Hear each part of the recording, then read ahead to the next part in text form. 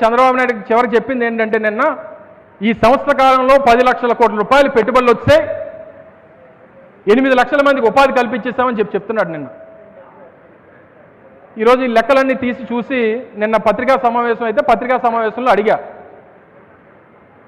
మీరు అన్నీ వచ్చేస్తా అన్నారు కదా, ఇప్పటి వరకు ఉద్యోగాలు ఇవ్వలేదు కదా, ఎవరికి ఉద్యోగాలు ఇవ్వకుండా అప్పుడే వచ్చేస్తాయని ఎలా చెప్తున్నారు? తెలుగుదేశం పార్టీ నాయకులు, ముఖ్యమంత్రి, ఆయన కొడుకు అందరూ ఎలా చెప్తున్నారంటే తెలుగుదేశం పార్టీ నుంచి ఒక కౌంటర్ ఇచ్చారు.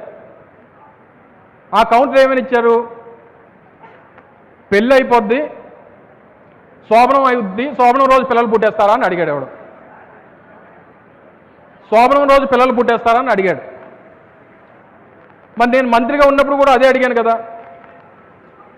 ఏమడిగాను? నన్ను ఒక పత్రికా సమావేశం అవుతున్నప్పుడు ఎక్కడో బయట కార్యక్రమంకి వెళ్తే నన్ను అడిగారు, సార్ ఇన్ని లక్షల కోట్లు అన్నారు కదా, 13 లక్షల కోట్ల రూపాయలు పెట్టుబడులు అన్నారు కదా, ఎప్పుడు వస్తాయంటే కోడి గుడ్డు పెడుతుంది కానీ కోడిని పెట్టదు కదా అన్నా. మరి నేను చెప్పింది నేను తప్పు ఉందా? అప్పటి నుంచి నన్ను గుడ్డు అమర్నాథ్ అని పిల్లడం మొదలుపెట్టారు. మరి ఈ రోజు నుంచి నేను శోభనం లోకేష్ అని మనం కూడా పిలవాలి కదా.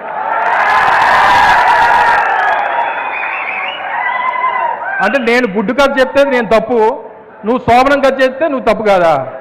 ఈ రోజు నుంచి నువ్వు శోభనం పెళ్ళికొట్టు లోకేష్ అని పిలుస్తావు. నేను ఎక్కడన్నా ఏదన్నా కొన్ని న్యాయం అర్థం మాట్లాడినప్పుడు, ఏదన్నా చెప్పినప్పుడు చెందినప్పుడు అర్థం ఉండాలి కదా. మిమ్మల్ని ఇలా ఊరికే వదిలిపెట్టం, ప్రభుత్వాన్ని మీ గొడ్డలు ఓడదీసి మిమ్మల్ని ప్రభుత్వం అంతటినీ కూడా